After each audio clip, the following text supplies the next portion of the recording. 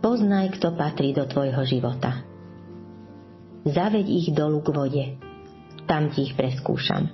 Kniha Sudcov, 7. kapitola, 4. verš.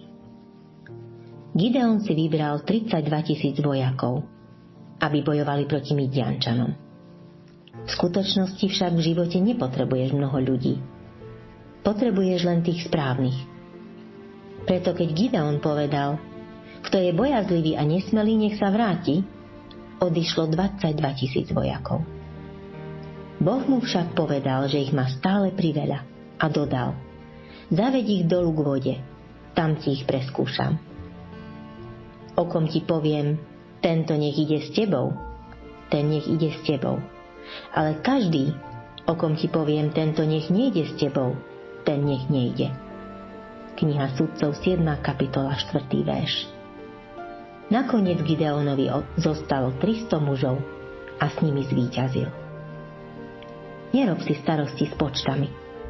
Boh dokáže s málom vykonať mnoho. Len sa priprav na to, že prídeš o niekoľkých priateľov, pretože nebudú môcť ísť tam, kam ťa Boh povedie. Boh vzal rovnakého ducha, ktorý spočíval na Mojžišovi a vložil ho na 70 starších, aby mu mohli pomáhať. 4. kniha Mojžišova, 11. kapitola, 16. a 17. verš. To je to, čo potrebuješ aj ty.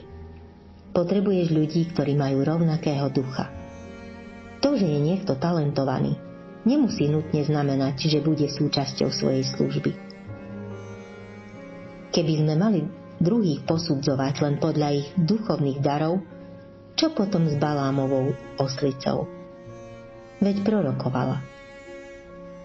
Dôležitou otázkou je, má tento človek správneho ducha? A keď už máš spolupracovníkov, musíš si uvedomiť, že všetci máme určité veci spoločné. Ľudia sa radi cítia výnimoční, preto ich pochvál. Len dbaj na to, aby to bolo úprimné. Dúfajú v lepšie zajtrajšky. Tak im daj nádej. Chcú poznať smer, tak ich veď.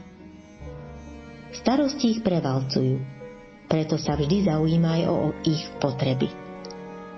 Keď sa dostanú na emocionálne dno, povzbuď ich. Chcú úspech, tak im ho pomôž dosiahnuť. Tvoj úspech závisí od toho, či máš v živote tých správnych ľudí. Preto sa musíš modliť a spoliehať sa na Božie vedenie. Počuli ste dennú úvahu zo 4. vydania časopisu Živé slovo dnes. Tlačenú a bezplatnú formu časopisu si môžete vyžiadať na webe ziveslovodnes.sk, kde nájdete aj ďalšie zamyslenia o Božom slove.